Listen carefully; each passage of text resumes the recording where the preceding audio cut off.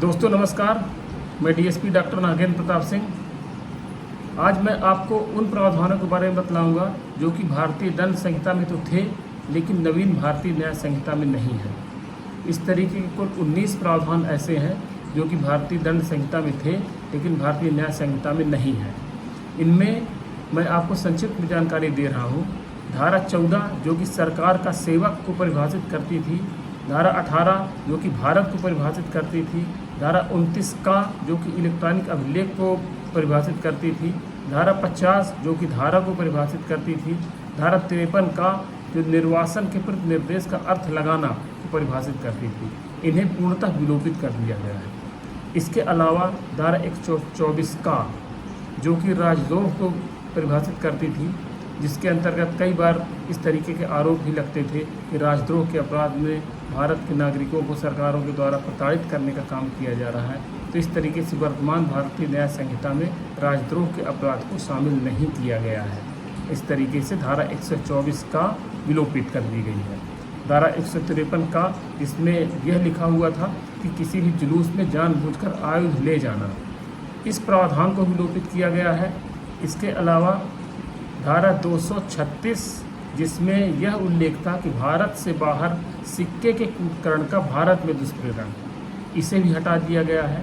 धारा 264 जो कि तौलने के उपकरणों से संबंधित है, इसमें तौलने के लिए खोटे उपकरणों का कपटपूर्वक उपयोग, इसे हटा दिया गया है।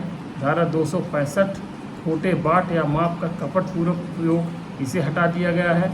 धारा 266 खोटे बाट या माप को कब्जे में रखना और धारा 267 खोटे बाट या माप का बनाना या बेचना, इन्हें विलोपित कर दिया गया है। इसके अलावा धारा 309 जो कि आत्महत्या करने पर लगती थी, यदि किसी कारणवश आत्महत्या करने वाला बच जाता था तो उसे प्रोसिक्यूट कर दिया जाता था। इस प्रकार नई भारतीय न्याय संहिता में धारा 309 को पूर्णतः विलोपित कर दिया गया है और वर्तमान में अस्तित्व में नहीं है। धारा 310 जो कि ठग को परिभाषित करती थी, इसे भी विलोपित कर दिया गया है। धारा 311 जो कि ठगों के लिए दंड था, इसे भी विलोपित कर दिया गया है। धारा 377 जो कि अप्राकृतिक कृत्य या अप्राकृतिक रूप से शारीरिक संबंध बनाने के लिए दंड का प्रावधान था, इसे भी पूर्णतः विलोपित कर दिया गया है। इसके अलावा 344 जो कि रात्रों प्रच्छन्न गृह अत्याचार और धारा 446 रात्रों गृह भेदन, इसे भी पूर्णतः विलोपित कर दिया गया है। और धारा 497 जो कि जार कर्म को परिभाषित कर रही थी, जिसके अंतर्गत किसी भी स्त्री से उसके पति की स्वीकृति के बिना संबंध बनाने के लिए दंड का प्रावधान था, इसे ही विलोपित कर दिया गया है।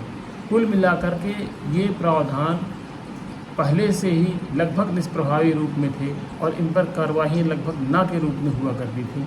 इसलिए इन प्रावधानों को निरस्त किया गया है और इनके जगह नए तरीके से प्रभावी कानून को भारतीय न्याय संहिता में जोड़ा गया है, जिनके बारे में आपको पृथक से अगले वीडियो में बतलाएंगे। नमस्कार, जय हिंद। आप स्वस्थ रहें और अपना ख्याल रखें। धन्यवाद।